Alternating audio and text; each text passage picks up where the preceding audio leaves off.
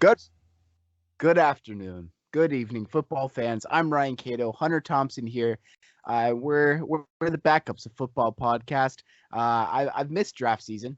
We talked a bit about the draft last time, but I've missed this part of the NFL. I missed while we were talking about the season. All I was thinking about was the draft, and it's about that time.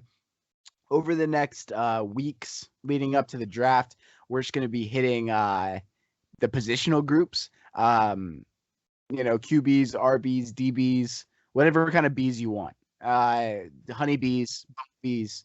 But we might talk honeybees. Save the honeybees. hey, save the honeybees. I got one on my arm, so if anybody's interested in that, Yes, DM me on Twitter. yes. One other thing, real fast. Cato, did Mhm. did you hear about this new partnership we have? Tell me about the partnership with apparel. Some jersey So, partnership. So we're partnering with Diamond Jerseys, Diamond Apparel. I don't quite remember which one they're called. I think it's Diamond Jerseys. I'm It's Diamond Jersey. You can follow them on Twitter at Diamond Apparel. nice. But if you listen to our podcast, did you know you get a coupon when you check out? A coupon. You type What's in the code? BU10 at checkout, and you get 10% off your total purchase. What's the discount? I missed it there. You get 10% We got off. some lag on the Wi-Fi here. Yeah, 10% off your final purchase. That's beautiful. 10% off. Can't beat that.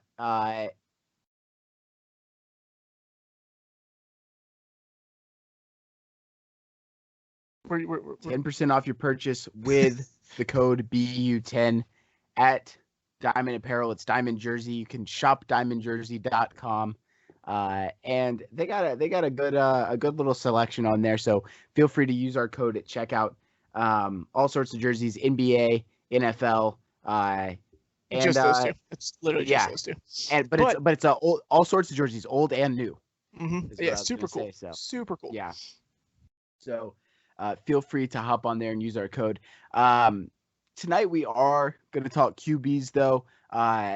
Hunter loves scouting QBs, and this QB class is a bit different from the last one. I thought the last QB class was a little bit more thinned out or a little more full in the second and third round type deal. When you looked at, I was higher on Jordan Love, but the Jordan Love, Jalen Hurts, Jake Fromm, that kind of area. But we don't have much of that in this draft. It's top of the class and then bottom of the class. There's very little middle. So I think it's a super interesting time to be talking about QBs too, because of how crazy the QB carousel is in the NFL right now. With teams moving QBs all over the place, teams looking for QBs. So it should be an interesting episode. Oh yeah, everybody knows right now QB is what makes the NFL go. It's what makes teams work. It makes teams get over the hump, and everybody's desperately looking for a new QB. And with this class and this QB carousel, we're gonna see a lot of guys getting moved. Even some guys we might think won't get moved. Teams are calling about Russell Wilson. Yeah. Teams are calling about. Oh, there's somebody else teams were calling about. I think it was just Russell actually. But Well, I mean, I said right before we started recording, I wouldn't be surprised if Jimmy G got moved. yeah, Jimmy G getting moved is a guy I fully expect to happen. And I know that Aaron Rodgers wants to stay in Green Bay, but that was even a rumor for a second there. You know what I'm saying? So it's who knows what could happen in this offseason. I'm more of the mindset get everything you need and then get your QB. But some teams approach. Yeah, the Chargers approach or the Washington football team approach. Yes, that one too. You build the defense, you build a good line, you have some weapons, and then you throw the QB in there. I just I think it's dangerous to put a rookie QB in the situation like we saw with Joe Burrow, where you got nothing around him, he's going to get absolutely slobber knocked. You know what I'm saying? So I don't. But I don't love that. Joey Burrow did put up pretty solid numbers when he was healthy. It was just the lackluster offensive line. So I think line is a completely different conversation though than say skill positional weapons. Sure. And You saw though, even with Herbert. I mean, Herbert, offensive rookie of the year, excellent rookie season, garbage defense, Mm-hmm. and couldn't get it done. In terms of record, they're picking, well up there again. They won a couple games on the end of the season, but they're still 13th, something like that. You just cut out real bad. What was up? Okay, I was just saying, with defense, they really couldn't get it done in LA with the Chargers, and so they're still picking pretty high up. They weren't that successful of a team, even with Herbert's numbers. Oh, I got you. So I think it's I don't know. It's an interesting conversation, but with this year's QB class, you either got to pick it at the top or you got to not pick it at all. And so I think we could go over our personal top fives, just how we rank those top five real quick, and then we can just talk about those guys and just shoot the shit, talk about some QBs. Damn right. Okay, do you want to start, or do you want me to get this party started? Go ahead and rip your top five real quick. All right, cool. My top five quarterbacks in this upcoming 2021 QB class. We're gonna start off with Trevor Lawrence from Clemson. Pretty understandable. Best QB prospect of all time to most people. Phenomenal player. Makes every throw. Perfect frame. Dude comes from like a winning bloodline too. Like, well, I don't know about that, but like he just wins. He's a natural born winner. So I think definitely number one. Number two, I got Trey Lance.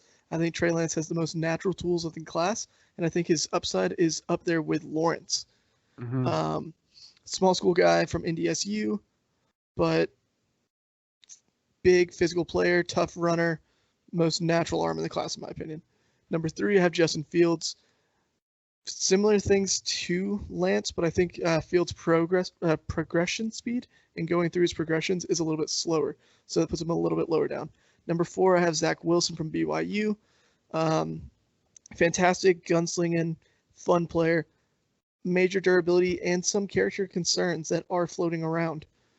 And then number five, I have Mac Jones out of Alabama, just because he's Mac Jones and he's an Alabama QB. Dude can sling it. Dude's accurate. Pretty solid arm. Knows how to run the pro-style offense that they ran in Alabama. And from what I can tell, like he just is a good, safe QB prospect. Keto, what about you? Who you got? Yeah, that's exactly what I was thinking about Mac Jones too. I'll go from the bottom just to switch it up, but Mac Jones at 5. Safe is the word. I mean, I think he could be an average starting NFL QB. He just doesn't have some of the upside that a lot of these guys in this draft have. So he is not higher for me. I wouldn't be surprised if he went even mid first round. If he went somewhere around 15, 16, 17, 18, etc. Closer though, I do have Zach Wilson at 4. I think Zach Wilson is closer to Mac Jones than he is to the other top 3 for me. I don't trust Zach Wilson as a QB prospect. I think people are hyping him up because of his play on the run ability, because of his ability to make something out of nothing. But he's not Pat Mahomes, and people need to stop making comparisons with an anomaly. I think that's really dangerous. Zach Wilson might go second in the NFL draft, and I think that is a terrible idea. Number 3, I have Trey Lance. I agree with you. Solid tools, just like very like physically a good quarterback for this style of NFL quarterback. Mobile, arm strength, and worked on his mechanics with Quincy Avery in the offseason. Also, Deshaun Watson's QB coach, all these other guys. So looking real good, and I'm hoping we'll see some sort of pro day or something where he can really show off his skills with no combine. Number 2, I have Justin Fields. I think Justin Fields would be the number 1 quarterback in almost any draft class. I don't think he would have been my number 1 last year, but he would have been my number 2 ahead of Tua. So crazy strong quarterback. I think Joe Burrow is just an excellent prospect, and Trevor Lawrence obviously at number 1. Born winner, like you said. He's huge. He's a little scrawny, but he is very tall. He's got crazy accuracy on the deep ball, super mobile. He ran a ton of read options at Clemson, and I think the guy is made to be the first overall pick. So that being said, we have pretty similar top fives, and we can start from the top with Trevor Lawrence. I wanted to talk about landing spots for all of them, but I don't think it's going to be anywhere but the Jags for Lawrence. I'm gonna be honest. Yeah, it's definitely going to be the Jags. But like, as weird as it sounds, I feel like Trevor Lawrence would be better in the Jets. I don't know why. Don't know. But like, it just feels like Trevor Lawrence to the Jets. It feels more right than Jacksonville for me. Yeah, in terms of fit. I mean, right. The thing is with Jacksonville right now is they've got that solid running back prospect. I mean, Chenault is the like young receiver there, but they also have Keelan Cole. They have DJ Chark. And DJ Chark. So that's not awful. Their defense is bad. And their line could use some work, but I don't know. It's I think stepping into the Jets, you have very little in terms of weapons. I mean, 100%. Yeah, Rashad Perryman and LaMichael Pirine, like. Yeah, I mean, 100%. Like, Jags are a much better landing spot, but like, I guess it's just because the Jets were so bad, and were like locked in that number one pick for so long, that like it just feels like Trevor Lawrence, the Jets, just feels like it should be happening. Yeah. You know? But the Jets jetsed it. It. Yeah, they really did. It's a verb now. They jetsed it. Yeah, I don't know. Like, I would have been not very surprised if Trevor Lawrence had Eli Manning the Jets. I would not want to play there at all. See, I don't.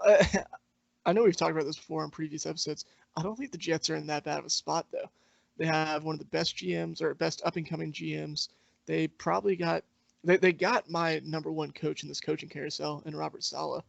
They added Mike LaFleur as their OC, who, if he's anything like his brother or like Shanahan, then it's going to be a good hire. So, I don't know. I think the Jets have some decent pieces. They have Denzel Mims. They have Mekhi Becton on the offense. On defense, they have Marcus May. They have Quinnen Williams. So, I mean, they have a couple of those like cornerstone pieces, but everything else is just abysmal. Yeah, I think they just need to bring it all together. I think this draft needs to be a really good draft for them if they're gonna improve over the next few years. I mean, obviously they've got 18, something like that. 21. They have 24. They have the Seahawks pick. I think it's 24. Okay, and then they have 34. Mm-hmm. So hopefully between those three picks, they can get some really solid skill position players and maybe a piece, like a really strong piece on defense. But and that's not even counting the possibility of them trading out of 2. Mm-hmm. Which they I mean, could do you think we're about to move to the next quarterback prospect? So Yeah. do you think that they'll do that? Do you think it's a possibility? So the big thing with the Jets is you're evaluating Sam Darnold, right? Trying to figure out, is he actually who you want to be your quarterback or whatever, right? You can't base him off of, I was listening to someone say this the other day, you cannot base him off of the other quarterbacks in the NFL. You need to be basing him off of Zach Wilson, off Justin Fields, off Trey Lance. You need to be like comparing him to the 3 of them, because that's who you'd be replacing him with, is one of those 3. Yeah. And then it comes down to the question of, do you want Darnold over those guys? Yes or no? And then if you say yes, it comes into, well, you have him for one more year before you have to pick up his player option or pay him a bigger contract. Yeah, I think that's all true. I just think that they'll still stick and pick, even if they stick with Darnold. Mm-hmm. I think they should stick and pick. I think they should.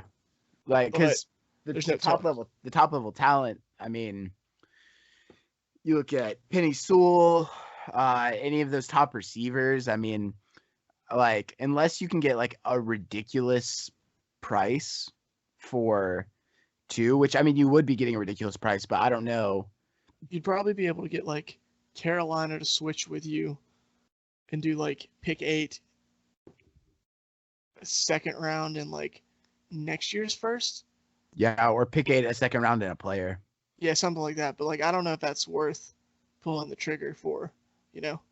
Yeah, I mean it depends on where Carolina thinks they're at. Yeah, it'll be interesting to see. I think it could be Zach Wilson or Justin Fields at 2. I hope for the Jets' sake it's not Zach Wilson. Otherwise, yeah, it could be any number of guys. So if it's Zach Wilson, they'll be back here soon. Mm-hmm. But yeah, I definitely think Justin Fields should go to the Jets. He should be the second overall pick in this draft. Yeah, I agree. Justin Fields, like we talked about before, great arm. He's mobile. I mean, he's the NFL quarterback, and he's fairly big. What, like 6'3" or 6'4"? He's 6'3", yeah. And he's pretty yoked too. So I just think he'd be a really solid pick there. I mean, I think he'd be a really solid pick at 4 too. Mm-hmm. I mean, if he makes it to Atlanta and they have Trey Lance and Justin Fields on the board, that's gonna be a question. Mm-hmm. Yeah, that's kind of the big question that's been floating around like Falcons Twitter is where do you like both are on the board at 4, who do you pick, you know? And I think the safer pick would be Fields, but I think the more upside pick is definitely Lance. Mm-hmm. I mean, I think they both fit the Arthur Smith offense pretty well. Mm-hmm. The outside zone. Yeah, I think that works really well for the both of them. Both mobile enough. Both have the arm too to be hitting some of those deep balls. But he'll need to pick up a running back later in the draft too. Mm-hmm. Oh, for sure. I think I was saying in the Twitter chat today, like Michael Carter or somebody like that would be a really solid pickup if they were to go quarterback at 4. Yeah. Michael Carter would be fantastic. He'd be so much fun in Atlanta. But I do think I think Fields is just it's been a constant thing all season between my 2 and 3, between Fields and Lance. And I started out with Lance at 2, and I started out with Fields at 3, and then I flipped it around the time of that Clemson game because the Clemson game it wowed me. Like Justin Fields' Clemson game is one of the best games of football I've ever seen from a quarterback. Yeah. Like that thing was fantastic. So I flipped him to 2. And now after going back and like watching more tape on both, I'm back to Lance at 2, but I feel like I'm going to be like flip-flopping these two for the rest of the cycle, you know? Yeah. Yeah, like, I think for Lance it's a ceiling thing, I think. Mm-hmm, you look at Lance's ceiling, it's crazy. Mm-hmm. I definitely think Lance has the lowest floor of any of the big 4 quarterbacks. Because 1-year starter threw only like 300 career passes in college.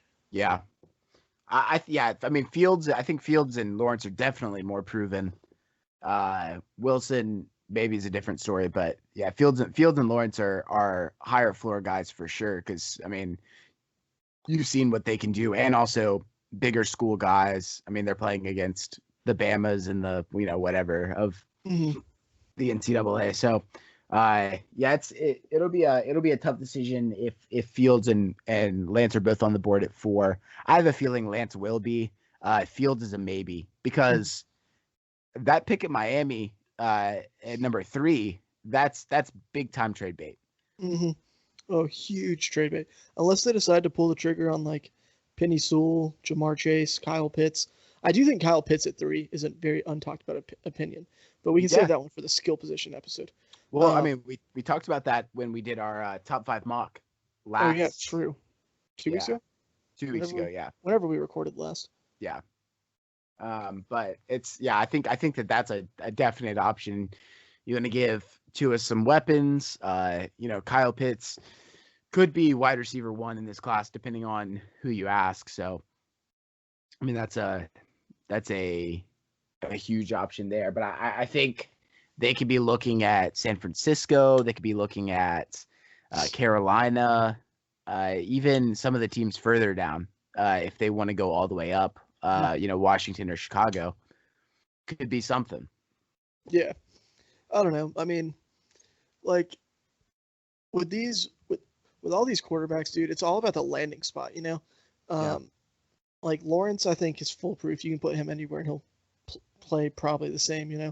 But Yeah. like Lance, Wilson, Fields, it's all about landing spots. Yeah. Lance, you need to put with a good offensive-minded coach.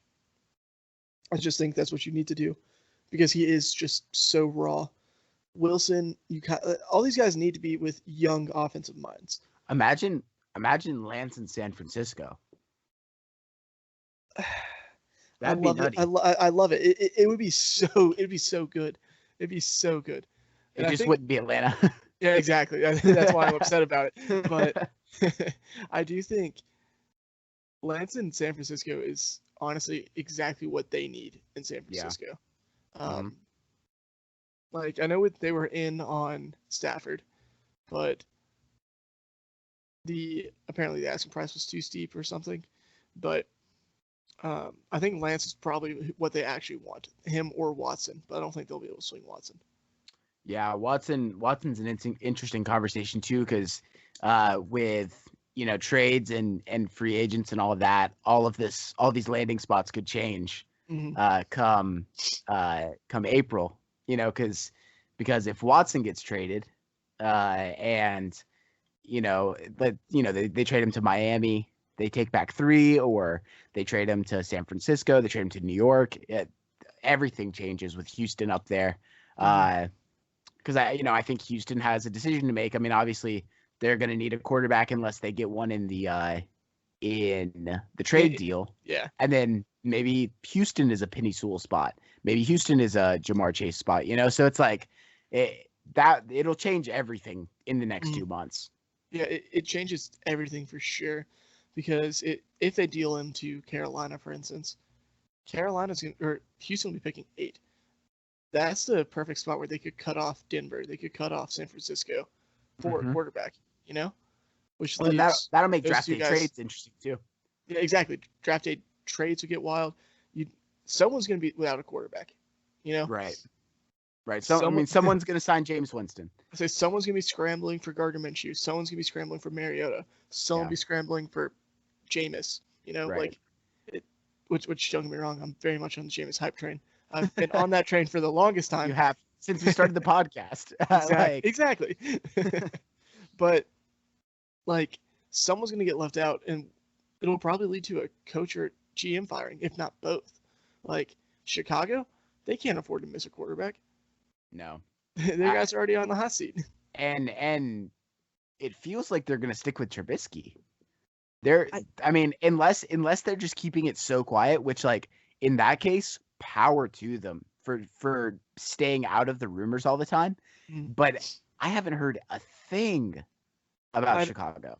I'd heard they were in on Wentz, but I feel like that was just Philadelphia trying to try to get Indy. Maybe so. I think it was just them trying to get Indy to outbid themselves. Yeah, because I think Indy was always the biggest. I thought that was always the spot for Wentz. Mm-hmm. Yeah, the Chicago one just never made sense for Wentz. Yeah. It never made sense. I do think we could see Chicago being in on Jameis. And just having a QB room, Trubisky has to fight for his spot. But then they have Foles too. Where's Foles going to go? Well, Trubisky's a free agent. They've already declined his option. So I think it could be Foles versus Jameis for that job. So then Trubisky's going to go be a backup somewhere. Nobody cares about Trubisky. He's not good. He's not. I don't think he's great either. But if somebody's scrambling for a quarterback, do you want Trubisky or do you want Minshew? Bro, I think I'm probably picking Minshew. I mean maybe, but I don't know. Minshew comes with his own problems. I mean, Minshew is slightly crazy, but in the lost episode of the backups, which it's never to be found. Eric Hindenburg told us that he in college he hit his own hand with a hammer so he could get another year of eligibility. Yeah. He's nuts. I mean, like he's Yeah. lost his damn mind. So I don't know, man. It's a mess at the top there. We sort of talked about Fields and Lance there. I think Wilson to San Francisco is an interesting landing spot too. I actually love that fit. Mm-hmm. I really do. I think Wilson combined with Deebo Samuel and Brandon Ayuk, George Kittle, and Kyle Shanahan. That's a fun offense. That's a fun offense. Yeah. I think it'll push Kyle to get away from his outside zone scheme and give him like the freedom to open up his passing game a little bit, because we have a quarterback, or they'd have a quarterback now that can make all those throws. Right. And you know, I talked out on Zach Wilson, whatever, but I think putting him in a strongly offensive coach team, some weapons around him already, some like established weapons, plus he'll have a run game there. I think that's the best landing spot for Zach Wilson. I'm just nervous about Zach Wilson going in the top 2. You know what I'm saying? Mm-hmm. Like, I mean, the Jets aren't. Like you said, the Jets have options. You know, they've got Mekhi Becton, they've got Denzel Mims. It's kind of and you know, they've got a strong head coach, but you know, nothing's like working on a Shanahan offense with George Kittle and like you said, Deebo Samuel, Brandon Ayuk. Like, that's different from working on the Jets. Oh yeah, like I think if Wilson went to the Jets, major bust. But like him in San Francisco, like you were saying, perfect fit. Right. Perfect. Like Ayuk and Deebo are already so much fun. Like just getting, like if you just get the ball to them in general, they're both home run pieces, you know. And right. I think that that sorry, I completely lost my train of thought for a second there. Yeah, I just think it would open up the possibility with Wilson to be able to do a lot more. Right, I agree, and you know, I think that's why I have Wilson ranked further down, is because I just like I see the guys at the top, and I see them more as like you can put them into like a bad situation, and they're not gonna like flounder and die. I think Zach Wilson goes into a bad situation and he's screwed. But I think he'd be good in a good offense or a good team, you know? Yeah. So it's like, like honestly, I'd love to see Zach Wilson in the same Arizona Cardinals offense. Oh, baby, that would be crazy. Like, yeah. I mean, I know Kyler. It won't happen. Yeah, but that would be absurd. I mean, it's those kind of like big home run offenses too. It'd be interesting to see him in. And then Mac Jones, I kind of talked about earlier. I think he's closer to Zach Wilson than Zach Wilson is to the other 3. So, a question about that: is that more of praise for Mac Jones, or is that more of a knock on Wilson? I think it's both. Okay. I think Trevor Lawrence is in terms of grades. Trevor Lawrence is the first overall pick. Like, he is the first overall pick. I don't think, I don't think it matters who's picking first. You have to pick Trevor Lawrence. You know what I'm saying? So you pick Trevor Lawrence. If Miami was picking first, I would say pick Trevor Lawrence. I'm not a fan of the whole Miami might take a QB thing, but I think if Miami was picking first, they should pick him. I think he's that good. Justin Fields is a top 5 pick. I think he should be the second pick, but if he's not, I think he should absolutely be top 5. I think Trey Lance is a top 10 pick, and then I think Zach Wilson is top 15 and Mac Jones is top 20.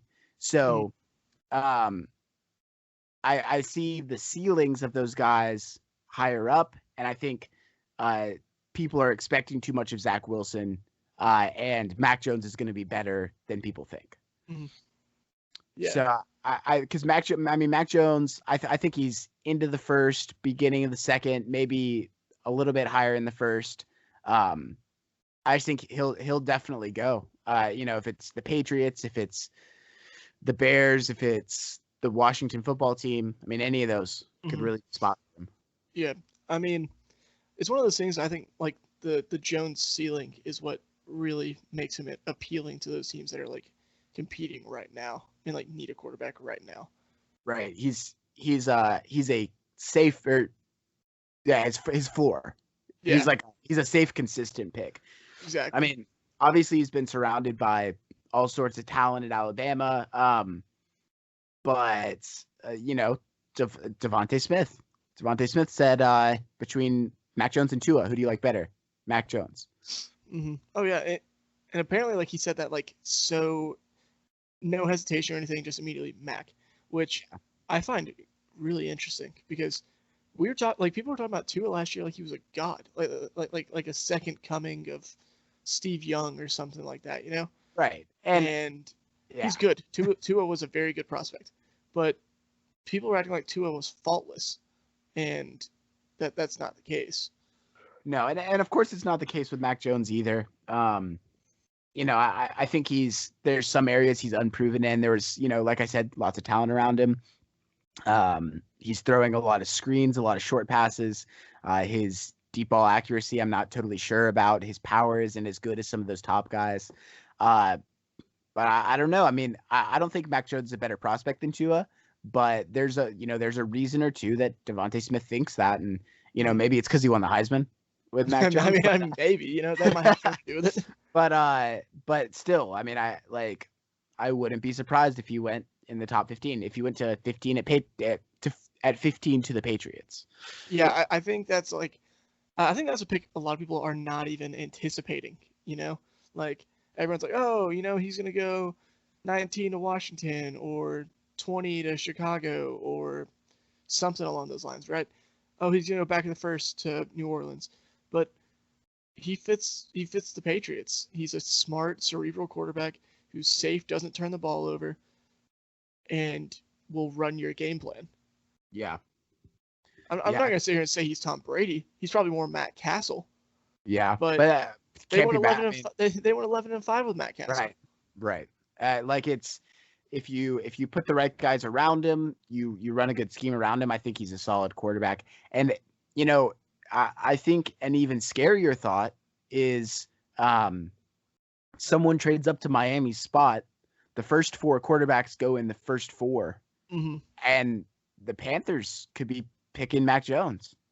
I mean, I think it's a possibility if the quarterbacks go that fast. If there's a run, that the Mac Jones will go even earlier. Somebody's going to get scared. That's what I'm saying. This is how we're going to end up with like Kyle Trask going like early round 2. Right. Which is just going to make me cry, but I mean, it's the hype around the quarterback position this year, especially at the top, is so high that a run will happen. Because we talked about before the episode started, and I do want to talk about it a little bit. That the drop off after Mac Jones is tough. Big drop off. The talent you have there. I mean, Kyle Trask, Davis Mills, Shane Buechele, Jamie Newman, Kellen Mond. I mean, there's Felipe not Franks, Ian Book, Sam Ellinger. Right. And that's pretty much the class, right? That's all the quarterbacks, and I don't really want any of those guys. Like, would I take a flyer on Ian Book in like the 7th round? Sure. Yes. Sure. Yeah, like, but he's not gonna be my starting quarterback. No. None of those guys like should be anywhere near a starting job, at least in year 1 or 2. Yeah, maybe we could get Kellen Mond later for the starting job. Maybe. Yeah, I think Kellen Mond's a 4th round athletic development pick. I think Kyle Trask is at best a career backup. At best. I think so too. His upside is low. Ian Book's a career backup. Sam Ellinger's upside's Taysom Hill. Yeah, Ian Book kind of gives me Trace McSorley vibes, bro. Yeah, I kind of like Ian Book though. I kind of like his game. It's not good. I kind of like Trace McSorley's game, but I mean that doesn't. I don't think he's going to be successful in the NFL. I mean he's backing up RG3, who's backing up Lamar Jackson. So I think Ian Book would be fun to go like be one of those backups in like Seattle or like Kansas City to where like you pray he never has to go in. But like when he goes in, like you're just rooting for him immediately. Bro, what's that what's that dude's name from Colorado last year? Oh, Steven Montez? Yeah, he almost went in this year. Bro, they were about to be on their like what was it? It's like their 3rd or 4th quarterback, something like that. Yeah. Kyle Allen, Dwayne Haskins, Alex Smith, Heineke. Heineke. Yeah, So dude. Steve Montez was QB5. and they almost ended up putting in Steven Montez. I mean, that's like Steven Montez. I think is not as good as Ian Book, but Steve like Montez was bad. yeah, he was not good. He I was don't know how he bad. got drafted. I don't know how he got drafted, but It's the Senior Bowl, bro. You know those guys are. I don't know what Nagy says to those coaches, but they all get drafted except Shea Patterson. except Shea Patterson, who isn't he on a practice squad right now? I want to say he was with Kansas City for a little He was the bit. Chief, right? Yeah. I think, but I think they replaced him with Jordan Ta'amu. Yeah, the guy from the XFL. Yeah, Jordan Ta'amu, the Ole Miss gunslinger, the Hawaiian. Let me look But- at Shea Patterson real quick. God, Shea Patterson's so bad. He is the quarterback for the Blues of the Spring League. I don't know what that means. I don't. That doesn't make any sense to me.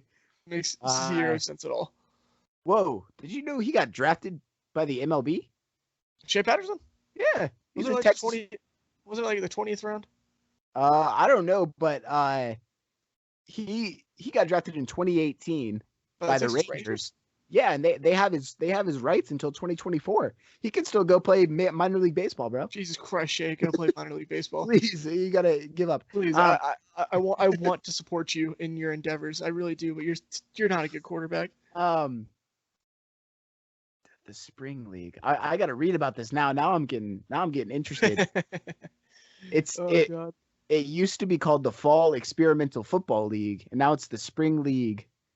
And there's an exhibition game called the Spring League Showcase. And there are 6 teams. Dog, there's so much like stuff I don't know. I don't know. I didn't even know about that. So is that what the XFL was meant to be? I don't know. I think this is like a football developmental league. Gotcha. So it's like there's the Alphas, the Blues, the Aviators, the Jousters, the Conquerors, and the Generals. And it's all played in the Alamo Dome. Repeat those names again. I'm about to pick a team just based on names. For sure. It's all played in San Antonio. The Alphas, the Blues. The Blues is who Shea Patterson plays for. Yeah. I'm not picking them. Yeah, that's how I got your back. The Aviators, the Jousters, the Conquerors, and the Generals. Okay, so I'm gonna count to 3, and on 3 we're gonna say our team name. Okay. All right. 1, 2, 3. Aviators. Oh no way. Let's go. Okay. All right. Yeah. I'm about to follow them on Twitter and shoot a tweet at them. The Aviators. Wait. Zach Mettenberger plays for the Generals. I don't care about that member. I want to know who plays for the Aviators. McLeod Bethel Thompson. He was the CFL's 2019 passing touchdowns leader, and he's their quarterback. So he's 5. That sounds kind of fun. You know, I think we just picked a good one. Sacramento State. Yeah. Okay. I'm down. I'm down for that. And also JT Barrett plays in this league. He plays for the Alphas. Bro, I don't know what kind of league we just found. I don't know. The Spring League is my new shit though. The Aviators went 2-1 last year. They only played 3 total games. Hell yeah. I don't care, dude. 2-1. That's winning. That's a winning record. Dog, there's a team, the Jousters. There's a defensive lineman that plays for them. And his name is Corey Johnson. His nickname is Poop.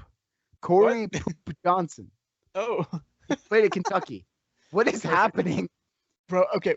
We got to stop spiraling. Okay. We're back on quarterback.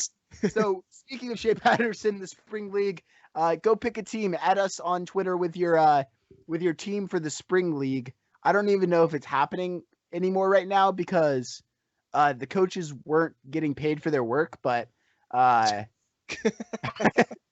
but I don't know. Anyways, so add us on Twitter. You can find us at the Backups Cast. I'm at Arcado NFL. Hunter's at H Thompson NFL. THOMPSON. You can find us there, and I'll put it in the description. But speaking of bad quarterbacks, we talked about Kyle Trask, Kyle Mond, Jamie Newman. I don't know. Maybe I'd pick him in the 5th round, the 6th round. I think I'd take a flyer on Jamie Newman in the 5th. The traits are still out there, but it's just his mechanics are so horrible. He's been working with Quincy Avery, and his footwork looks better. but like his actual arm mechanics still look rough. Right. And then we talked about Sam Ellinger and Ian Book both just like I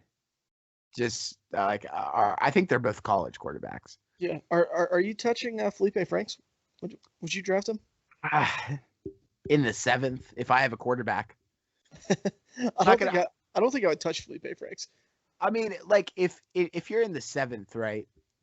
You're like, he's bad. Okay. He's bad. I think he's bad too. But if you're in the 7th, you're like, okay, my quarterback's already Pat Mahomes.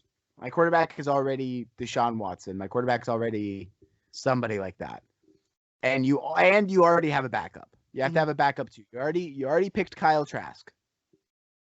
Or you already have like RG3 or something. You have some career backup. Yeah, you got some career backup. You got, Colt McCoy. Okay. And you're like, okay, Felipe, like, let's see what you can do. Come join my practice squad and see if you can be anything. Because he's so tradesy, dude. He's got so many. He's so big and like his arm and all that. He's just bad. He just makes bad decisions. I think I'd rather try to sign like Tyree Jackson, the Buffalo guy a couple years ago. I think I'd rather just try to sign Tyree Jackson to my practice squad. I mean, like that dude has a cannon. Yeah, but I mean, at that point, like, I feel like you just got to see what you can do. Like, if you've got maybe something, it's worth a shot. Like, you're not gonna lose anything by drafting Felipe Franks, aside from a 7th round pick that probably, is like, I feel like whoever you're drafting in the 7th round is gonna be like, unless it's a running back, it's gonna be, you're taking a flyer on him. He's probably not going to be any good anyway. I mean, this receiver class is loaded, so I might be able to find like a late receiver there. Yeah. Well, I'm trying to think who's going to be there. I don't know. And things like with these draft simulators, like you can go look, but like those things aren't that accurate. Yeah. I just don't like. There's a limit to my knowledge, surprisingly. Maybe I can grab like a random DB. Or like a return guy, or maybe find a return specialist late. Maybe I mean, it depends on your team, I guess. Depends on if you've already. Here's what we need. Yeah. Maybe draft some small school defensive lineman just for shits and giggles. Yeah. That'd be kind of fun. I'm looking at all these. Try to find the Quinn Miners of defensive linemen. I hope so. Bro, I think I might grab his jersey wherever he gets drafted to. Yes, hell yeah, dude. So if he gets drafted to Buffalo, I'm so in. I'm so in. Bro, I know you are. You are. You could pick Rico Bussey in the 7th round. Hawaii. The name on that alone makes it worth. I think when you hit the 7th round, like if it's the last pick in your draft, if you don't know where to go with, you have to pick the guy with the best name. Yeah, those are the rules. That's like if I'm the GM, yeah. Do I want to pick DeMonte Coxey in the 7th round? Yes. So I'm pretty sure he's actually not bad. Yeah, apparently he's fine. He's 6'3". Okay. So that's a pretty good. It's pretty good. If he's on the board, you know what I'm saying? Chenga Hodge, Brennan Eagles. This guy's name is Brennan Eagles. Eagles? Like yeah, that's his last name. EAGLES. Yeah, that means Philly has to pick him. If he doesn't end up in Philly, somebody's doing something wrong there. That would be so sick. Anyways, we are spiraling. This is supposed to be a QB episode, bro. This is a QB episode. But yeah, I mean, like I said, the drop off is large. There's not much going. I think I would draft Shane Buechele over Felipe Franks. You just said you hated his tape. I do. But the thing is, like, Felipe Franks is I can't stand Felipe Franks' tape. But there is one quarterback I hate more than Felipe Franks. This dude is on par with Shea Patterson level hatred. On par with Shea Patterson. KJ Castello. Bro, yeah, I agree. Horrible. Matt's horrible. Matt is gonna hate that. I don't give a shit if Matt likes it or not.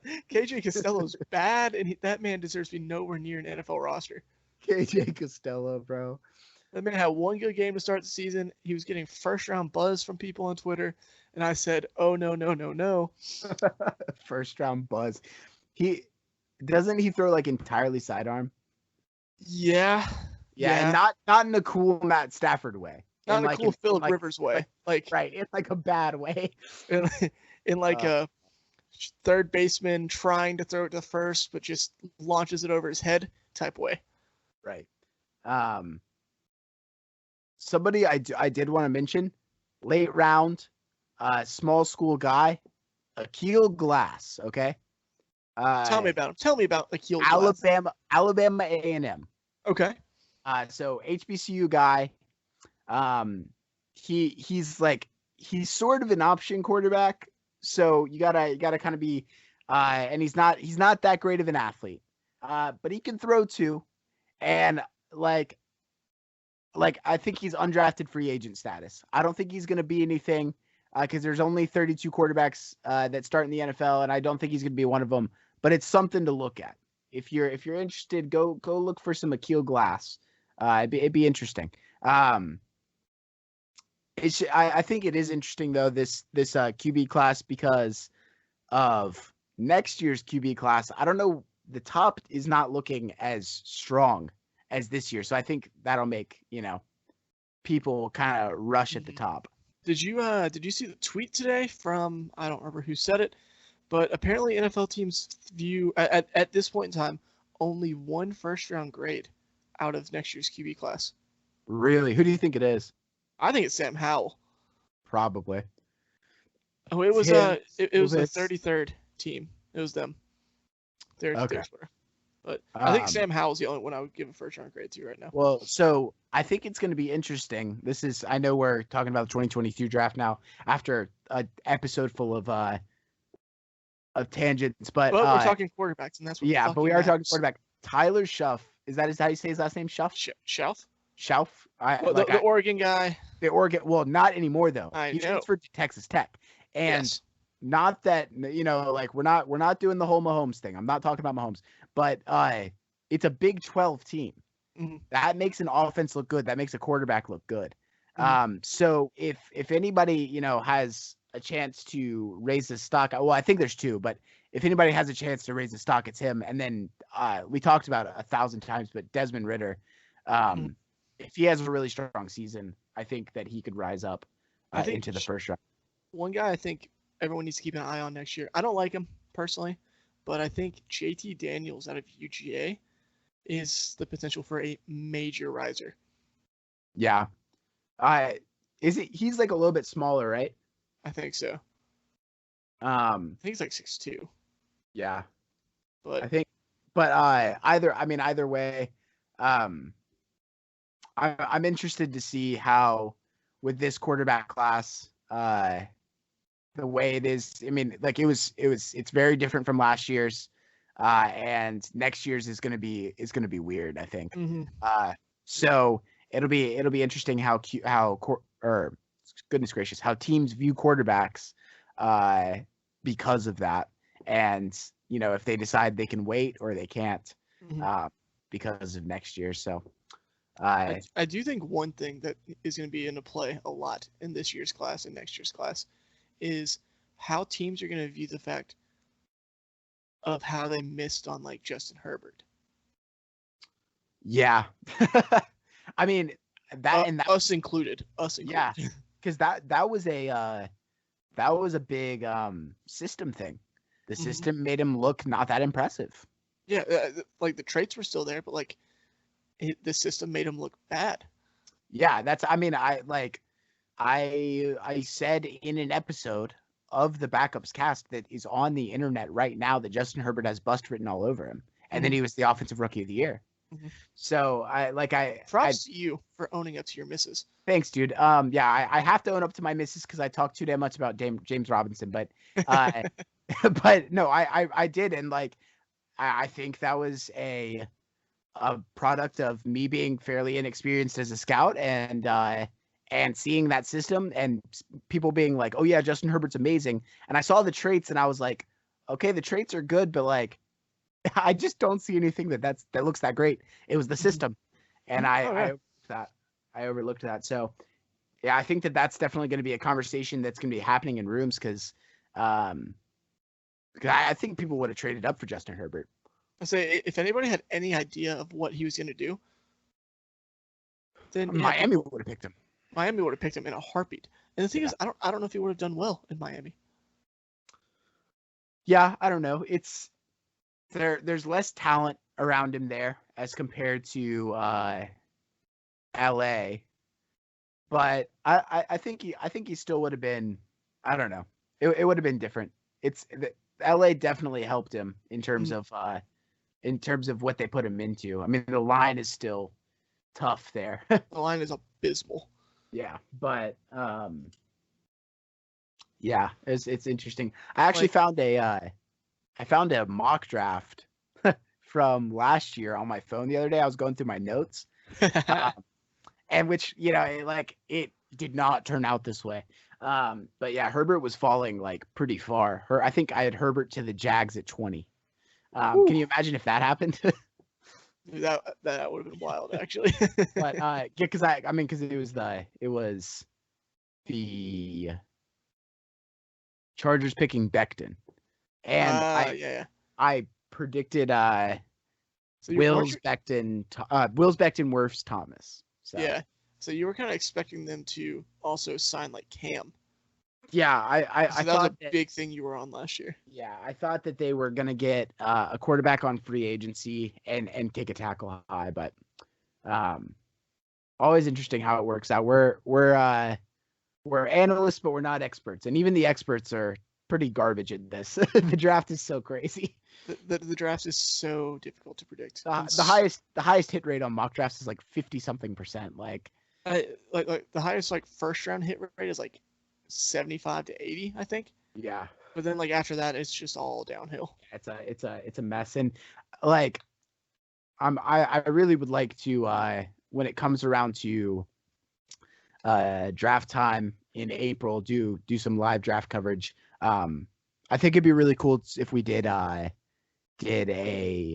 like we predict pick by pick. So like we see who gets picked at 4, and then we pick 5. You know what I mean? I think if we do like draft day coverage, like especially first round, we can like sit there and analyze the picks and like give a prediction who we think will go next. I think that'll be really fun. So hopefully we'll be working on that, working on how we'll be getting that going. I'd love to do that live, and until then, in the coming weeks, we're just, like I said, we're going to be going to our position groups. It'll probably be a little more organized, a little less chaotic than this. Yeah, hopefully. But no promises on anything. Hopefully, the listeners out there are having fun listening. And what do you want to do? What do you want to do next week? What position group? We'll just decide now. I say either tweet it. You and me decide, or are we gonna let them decide? You and me. Let's just. Cool. Do you want to do? We can do RBs. You want to do DBs? Or we can do defense. Yeah, kind of work our way towards. Yeah. Let's do DBs next week. Bet. Let's do it. So I think it'll be fun. You can tune in next week to hear us talk about corners and safeties. Talk about if Ifeatu Melifonwu is a first-round pick, and which safety we think will go first overall. How we rank the top 3 corners. Yeah, there's there'll be some mess in there. I know some people will be mad. So Hunter, you got anything else to say? We are approaching an hour. I think thank you for listening to our just chaotic rambling all the time and all of our just shit takes. But we appreciate it. Yeah, I do appreciate all the listeners. You can subscribe to us on YouTube. You can find us pretty much anywhere at the Backups Cast. And thank you for listening. See you next week.